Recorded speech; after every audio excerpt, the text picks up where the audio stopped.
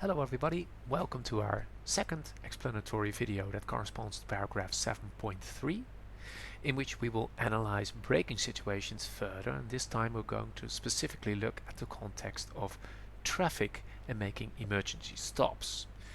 Previously we ended up here. We concluded that the formula that we use is perfectly fine also for braking.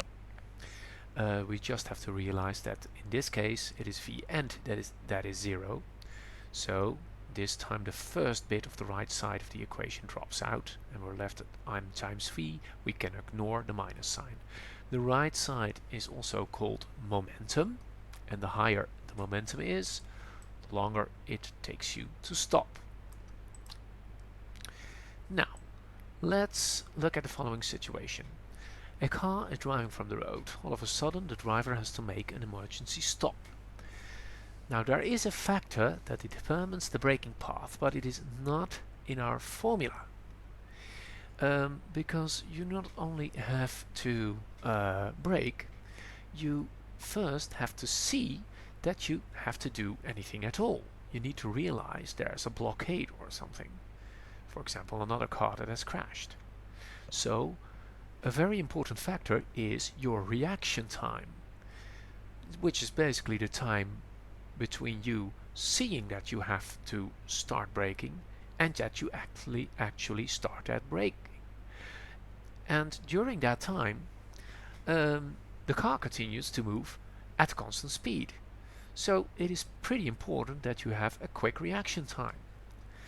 To see how quick we can do this, I'm going to take a little test. I have to click the screen, and when it turns green I have to click again, and the system measured my time. So here we go. 299, not bad. Okay, even better. I'm getting good at this. 277. Okay, so I got an average of 284 milliseconds. And as you remember, there are 1000 milliseconds in a second. So I'm going to use this number in my calculations, 284 milliseconds. Let me write it down. So T reaction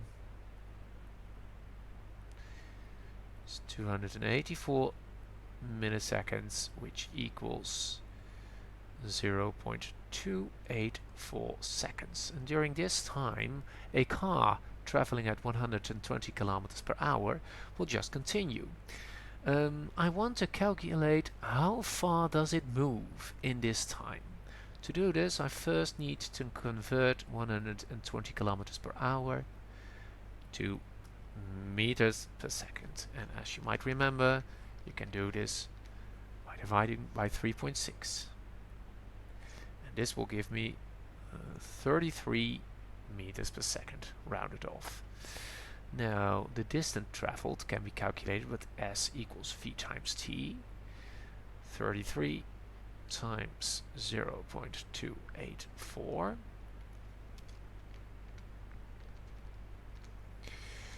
which is 9.5 meters. Which, all things considered, is pretty far. Because I still haven't braked yet. The car already moves 10 meters ahead, and the braking still has to start. I'm still moving 120 kilometers per hour. Now I want to know the total path between the moment that I have seen that I have to do something and the moment that I stand still. So let's see. First, for the second step, I'm going to assume that my brakes have a force of 10 kilonewtons, so 10,000 newtons. I'm going to use our well-known formula. and fill it in. So braking force is 10,000 because a kilonewton is 1,000 newtons. I'm calculating time. And mass of the car, forgot to write it down, but roughly most cars have a mass of around 1200, and I'm moving 33 meters per second. So I'm going to bring the 10,000 to the other side, which gives me 1200 times 33. I haven't done anything with those yet. Divided by 10,000.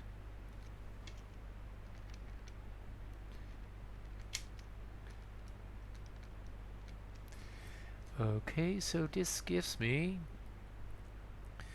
3.96 seconds. But I want to know, what distance do I cover in that time? So let's see.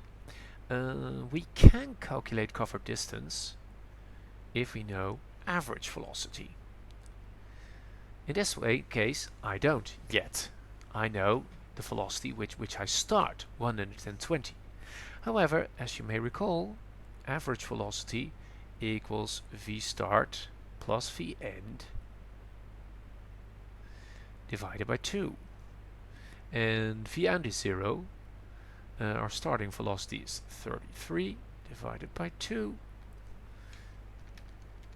will give me 16.5 meters per second. So there I have my average velocity. Let's fill it in. 16.5 times 3.96. Okay, this tells me that during braking I cover 65.3 meters. But to get the actual braking path, I need to take the time that I need to react, the path that I need to react, and the path that I need to brake together. So I'm going to add the 9.5, which means it will roughly take me 75 meters to come to a standstill. So that's the path that I travel from the moment that I see that I have to do something until the moment that I'm actually standing still. This is quite a distance. This is like,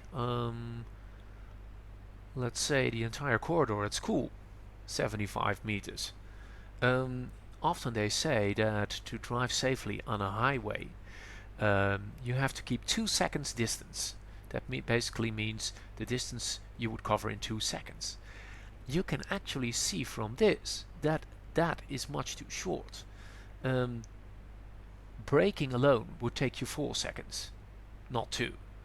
And then you still have your reaction time, which also adds up. So that 2 second rule is kind of exaggerated and not that safe. Fortunately, highways are built in such a way that you do not have to make such a stop very often. So, conclusion: to know what path you cover when you have to make an emergency stop, there are 2 things you need to take into consideration. You need to know the distance that you cover while you still have to react, so you need your reaction time, and you need to calculate the distance covered during braking. Those 2 added up will give you the full braking path. This concludes this explanation video. I'd like to see you all in class.